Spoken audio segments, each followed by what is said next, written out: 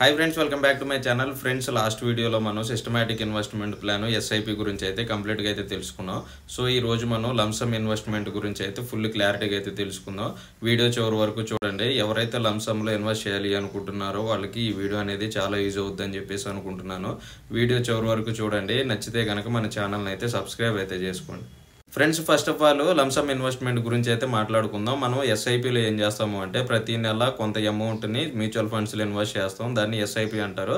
కానీ lump sum investment లో ఏం చేస్తాం అంటే మీ దగ్గర ఒక బిగ్ అమౌంట్ ఉంది అనుకోండి, ఒక 50,000 గానీ ₹1,00,000 గానీ ఇలా బిగ్ అమౌంట్ మీ దగ్గర ఉంటే మీరు ఒకేసారి మ్యూచువల్ ఫండ్స్ లో ఇన్వెస్ట్ చేయడాన్ని లంసమ్ ఇన్వెస్ట్మెంట్ అని చెప్పేసి అంటారన్నమాట। సో క్లారిటీగా అయితే వినండి। ఎస్ఐపి లో మనం మంత్లీ కట్టుకుంటాము। ఈ లంసమ్ లో వచ్చేపాటికి మనం ఏం చేస్తాం, ఒకేసారి అమౌంట్ అనేది ఇన్వెస్ట్ చేసేస్తాం అన్నమాట। ఫ్రెండ్స్ లంసమ్ ఇన్వెస్ట్మెంట్ లో మనకి అడ్వాంటేజెస్ అయితే కొంచెం తక్కువగా అయితే ఉంటాయి అన్నమాట, మనకి డిసడ్వాంటేజెస్ ఎక్కువగా ఉంటాయి। ఇప్పుడు మీరు ఒకేసారి 50,000 గానీ ₹1,00,000 గానీ వేయాలి అంటే గనక కొంచెం రిస్క్ తో అయిన పని।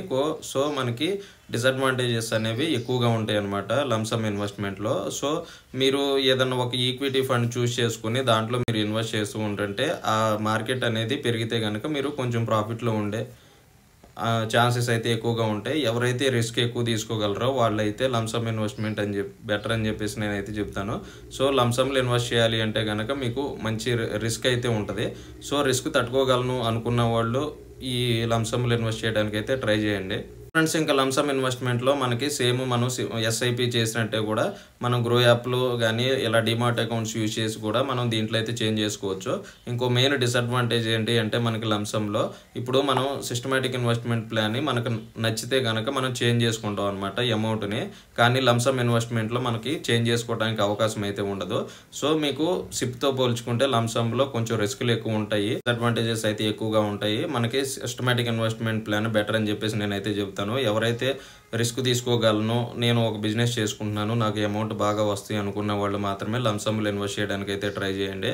సో మీకు మార్కెట్ కనుక పడిపోతే మీరు నష్టాల్లో ఉండడానికి అయితే ఛాన్సెస్ అయితే ఎక్కువ ఉంటాయి, మార్కెట్ లెగిస్తే మీరు కొంచెం ప్రాఫిట్లో ఉండడానికి అయితే ఛాన్సెస్ అయితే ఉంటుందన్నమాట। సో రిస్క్తో కూడిన పని లంసమ్ ఇన్వెస్ట్మెంట్, మనం ఒకేసారి బిగ్ అమౌంట్ని దాంట్లో ఇన్వెస్ట్ చేస్తాం కాబట్టి మనకైతే రిస్క్తో అయితే ఉంటుందన్నమాట।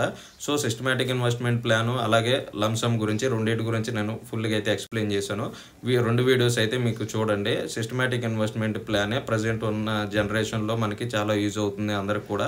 సో మీరు అందులో ఇన్వెస్ట్ చేయడానికి అయితే ట్రై చేయండి। లంసమ్ కూడా బెటరే, ఎవరైతే రిస్క్ తీసుకోగలను అనుకుంటారో వాళ్ళు ఇందులో ఇన్వెస్ట్ చేయడానికి అయితే ట్రై చేయండి। సో ఫ్రెండ్స్ వీడియో కనుక నచ్చితే మన ఛానల్ అయితే సబ్స్క్రైబ్ అయితే చేసుకోండి। నెక్స్ట్ వీడియోలో వీటి రెండింటి మధ్య కంపారిజన్ అయితే నేనైతే చెబుతాను। సో మీకు రెండింటిలో ఏది బెస్ట్ అనిపిస్తుందో అదైతే మీరు చూస్ చేసుకోండి। సో నెక్స్ట్ వీడియోస్లో నేను మళ్ళీ ముందుకు అయితే వస్తాను।